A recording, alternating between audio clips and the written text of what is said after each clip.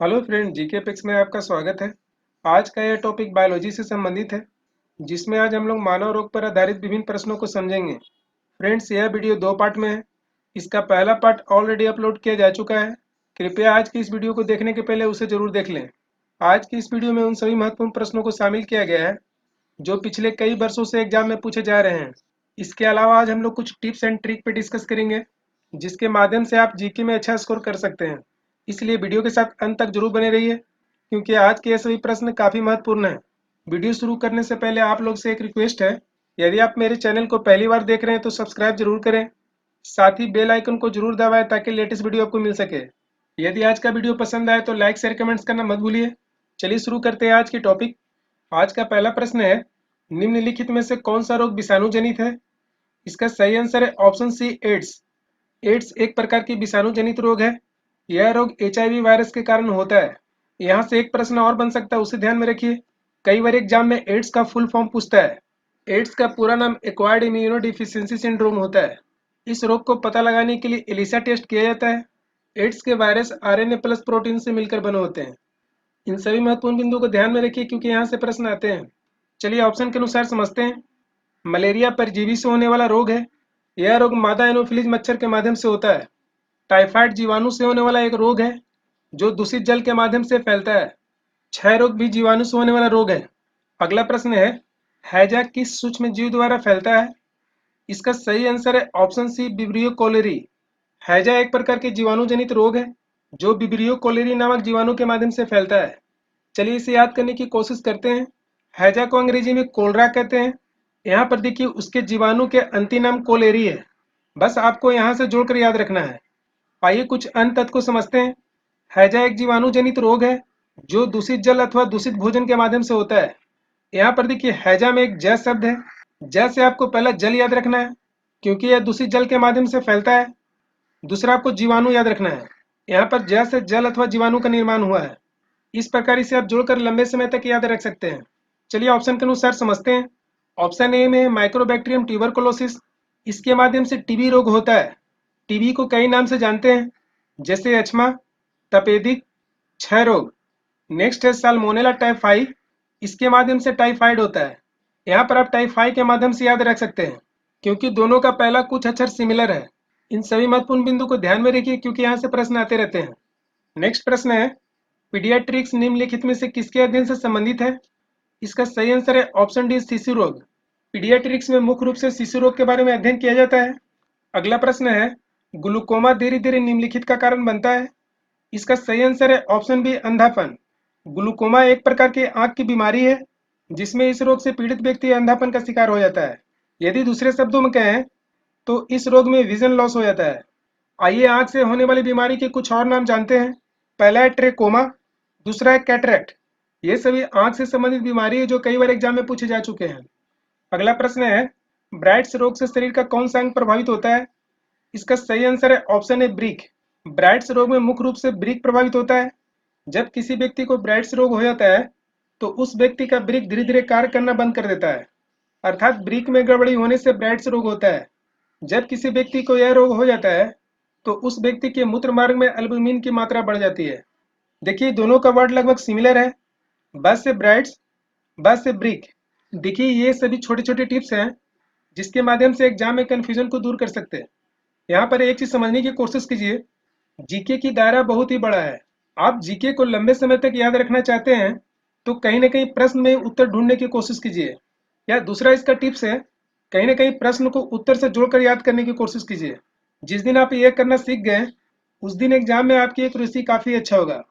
अगला प्रश्न है, शरीर में एनीमिया रोग निम्नलिखित में किस कारण से उत्पन्न होता है? इसका सही आंसर है ऑप्शन सी, आयरन की कमी से। कभी कभी आयरन के स्थान पर आपको लोहा दिया हो रहेगा, अतः इन दोनों को ध्यान में रखना है।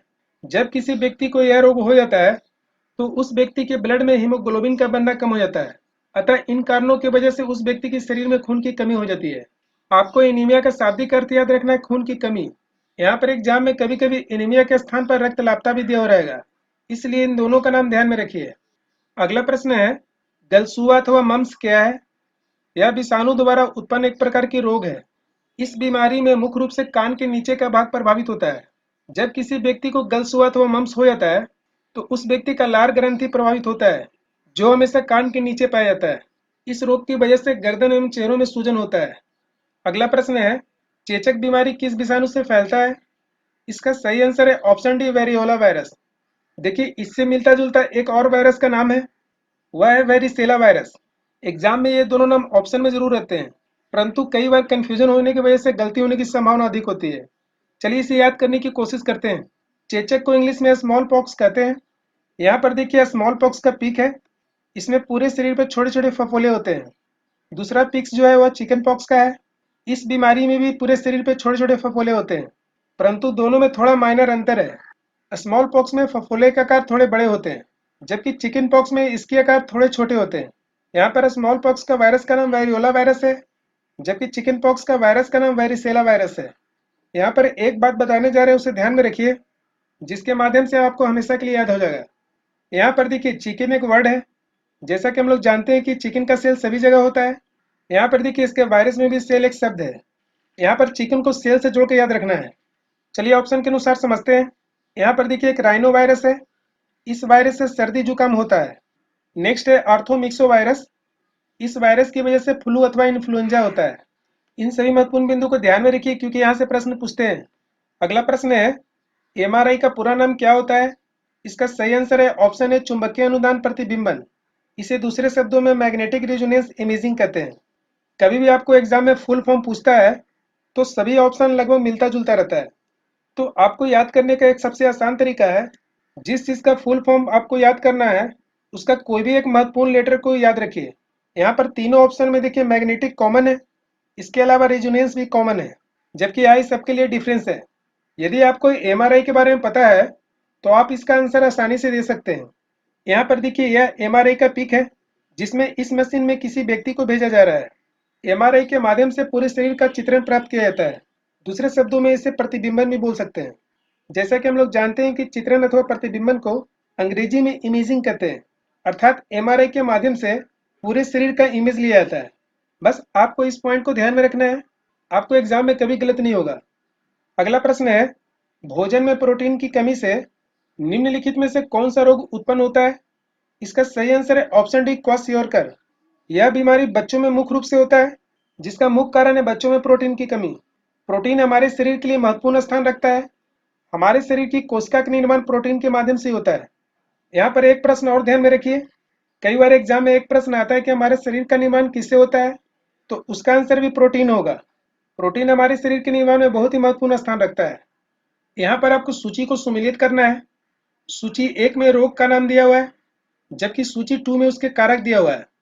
ऑप्शन ए है सर्दी, सर्दी जुकाम जो है राइनो वायरस के कारण होता है।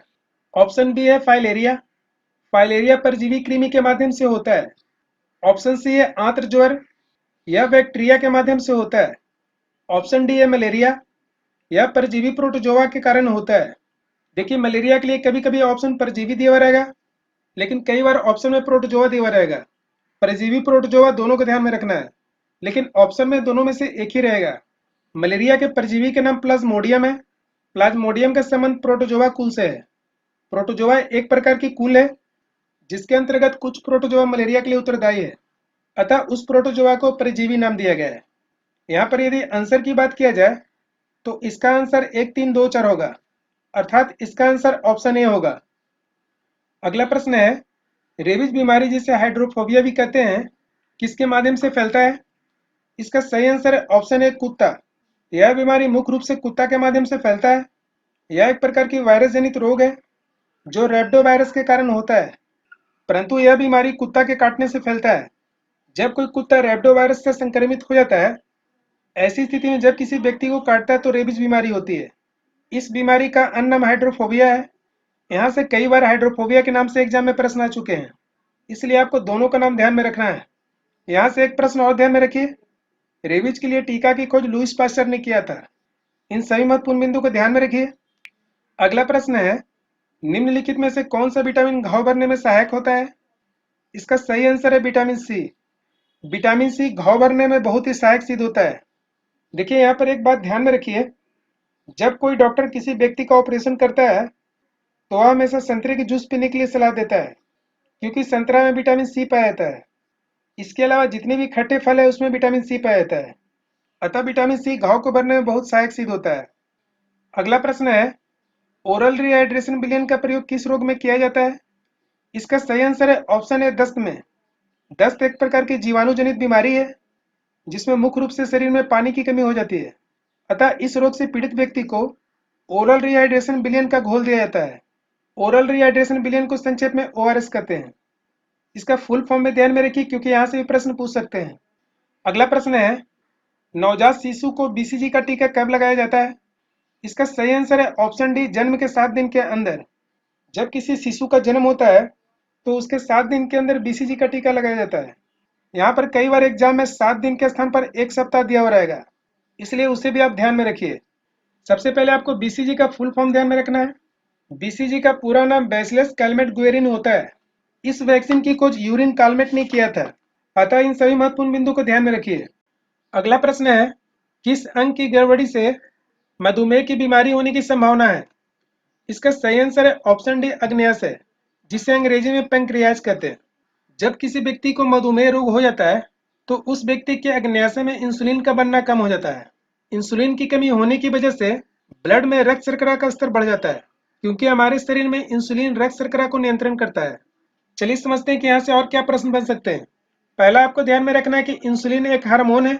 मेथी के बीज मधुमेह रोगी के लिए काफी फायदेमंद होता है। चलिए इसे याद करने की कोशिश करते हैं। यहाँ पर देखिए, मधुमेह का पहला अक्षर म है एवं मेथी का पहला अक्षर म है, तो आप इसे जोड़कर याद रखिए। मधुमेह रोग से संबंधित मुख्य रूप से 2 बातें ध्यान में रखना है। पहला, इसमें इंसुलिन की कमी होता है। दूसरा, ब्लड में रक्त शर्करा का स्तर बढ़ जाता है। यहाँ पर देखिए कि दोनों एक दूसरे के अपोजिट है, इसलिए जैसे ही इंसुलिन की कमी होती है वैसे ही ब्लड शर्करा हमारे शरीर में बढ़ जाता है। अगला प्रश्न है, एंटी पोलियो टीका की खोज किस वैज्ञानिक ने किया? इसका सही आंसर है जॉन ई साल्क। पोलियो एक प्रकार की वायरस जनित बीमारी है जो दूषित जल के माध्यम से होता है। आइए ऑप्शन के अनुसार समझते हैं। चेचक की टीका की खोज एडवर्ड जेनर ने किया था, जबकि रॉबर्ट हुक कोशिका की खोज किया था। अगला प्रश्न है, निम्नलिखित में से कौन सी ग्रंथि नहीं है? इसका सही आंसर है ऑप्शन बी, वृक्क, जिसे अंग्रेजी में रेनल अथवा किडनी कहते हैं। यहाँ पर हम लोग समझने की कोशिश करते हैं कि ग्रंथि क्या है। ग्रंथि शरीर के उस भाग को कहते हैं जिससे हार्मोन अथवा एंजाइम का स्रवण होता है। यहाँ पर वृक्क से किसी प्रकार का हार्मोन का स्रवण नहीं होता है।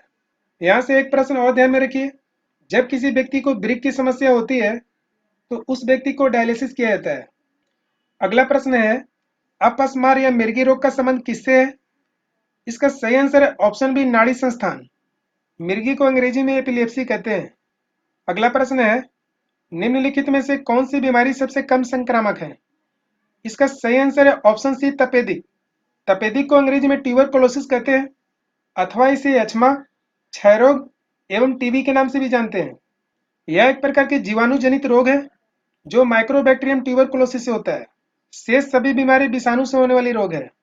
यदि दोनों में कंपेयर किया जाए तो विषाणु से जो भी बीमारी होती है वो सबसे अधिक संक्रामक होता है, अर्थात वह तेजी से फैलता है। अगला प्रश्न है, निम्नलिखित में से कौन सा रोग बैक्टीरिया द्वारा उत्पन्न होता है? इसका सही आंसर है ऑप्शन बी, निमोनिया। यह एक प्रकार के जीवाणु जनित रोग है जो हमारे शरीर के फेफड़ा को प्रभावित करता है। यह डिप्लोकोकस न्यूमोनी बैक्टीरिया से होता है। शेष मीजल्स, छोटी चेचक, पीलिया, ये सभी विषाणु से होने वाली बीमारी है।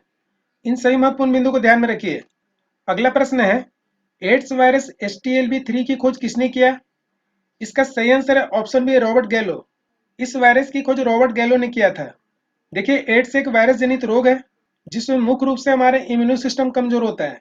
इस रोग का वायरस का नाम HIV है, जिसे रॉबर्ट गैलो ने HTLV-3 नाम दिया।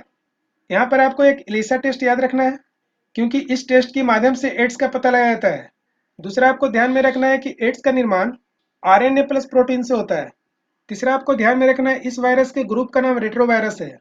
इन सभी महत्वपूर्ण बिंदु को ध्यान में रखिए। अगला प्रश्न है, हमारी आंतों में मौजूद बैक्टीरिया है। इसका सही आंसर है ऑप्शन सी, इस्चेरिशिया कोली।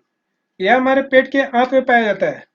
यह एक ऐसी बैक्टीरिया है जो हमारे शरीर के लिए उतनी हानिकारक नहीं होता है, परंतु कभी कभी इसके कुछ भाग हमारे शरीर के लिए हानिकारक होता है, जिसके कारण पेट में दर्द एवं दस्त होती है। अगला प्रश्न है, निम्न में से कौन सी जांच एड्स रोग से संबंधित है?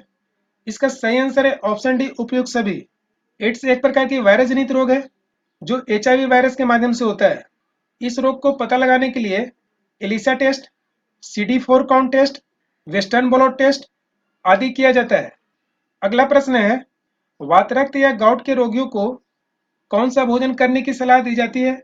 इसका सही आंसर है ऑप्शन बी, कम प्रोटीन वाला भोजन। देखिए, गाउट एक प्रकार की गठिया का ही जटिल रूप है जिसमें मुख्य रूप से जोड़ प्रभावित होता है, अर्थात इस बीमारी में जोड़ों में दर्द होता है। यह बीमारी तभी होता है जब जोड़ों में यूरिक अम्ल जमा हो जाता है। तो यहाँ से कुछ बातों को ध्यान में रखिए। पहला, यह बीमारी हमारे शरीर के जोड़ों को प्रभावित करती है। दूसरा, इस बीमारी में जोड़ों में यूरिक अम्ल जमा हो जाता है। अतः आपको ध्यान में रखना है कि इस रोग से संबंधित रोगियों को कम प्रोटीन वाला भोजन करने की सलाह दी जाती है, क्योंकि कहीं ना कहीं इसके माध्यम से यूरिक अम्ल जमा होने की चांसेस हो जाती है। अगला प्रश्न है, अल्जाइमर रोग से शरीर का कौन सा अंग प्रभावित होता है? इसका सही आंसर है ऑप्शन बी, मस्तिष्क। इस रोग से शरीर का मस्तिष्क प्रभावित होता है। यह रोग एक प्रकार की भूलने वाली बीमारी है जिसमें व्यक्ति को भूलने की बीमारी हो जाती है। चलिए, मस्तिष्क से संबंधित और कौन से प्रश्न बन सकता है उसे देखते हैं। पहला आपको ध्यान रखना है मेनिंजाइटिस। दूसरा आपको ध्यान में रखना है EEG। मेनिंजाइटिस से भी मस्तिष्क प्रभावित होता है। यहाँ पर देखिए, EEG का फुल फॉर्म इलेक्ट्रोइंसेफेलोग्राफ होता है। यह जांच मुख्य रूप से मस्तिष्क से संबंधित है। तीसरा आपको इंसेफेलिसाइट्स याद रखना है, जिसे दिमागी ज्वर अथवा मस्तिष्क ज्वर कहते हैं। अगला प्रश्न है, निम्नलिखित में से कौन सी बीमारी प्रोटोजोआ के कारण होती है? इसका सही आंसर है ऑप्शन डी, उपयुक्त सभी। पेचिस, पायरिया, मलेरिया, ये सभी रोग प्रोटोजोआ के कारण होती है। पेचिस रोग एंट अमीबा के माध्यम से होता है, जबकि मलेरिया प्रोटोजोआ के माध्यम से होता है। अगला प्रश्न है, संक्रामक रोग सार्स का पूरा नाम क्या है? इसका सही आंसर है option B, severe acute respiratory syndrome. देखिए, इसे याद करने का पहले भी तरीका बता चुके हैं। आपको इन चारों लेटर में से किसी एक महत्वपूर्ण लेटर को ध्यान में रखना है। यहाँ पर हम लोग सबसे पहले प्रश्न को समझेंगे। यह एक प्रकार की वायरस जनित रोग है जो श्वसन तंत्र को मुख्य रूप से प्रभावित करता है। वायरस जनित जो भी रोग है वह दूसरे के कंपेरिजन ज्यादा तेजी से फैलता है। तो आपको यहाँ पर एक तेज शब्द याद रखना है जो वायरस से होने वाले रोग के लिए है। यहाँ पर एक्विड का अर्थ होता है तेज। अब इस चारों ऑप्शन में आप देखिए, केवल आपको बी ऑप्शन में एक्विड शब्द है। बस आपको इसी प्रकार याद रखना है।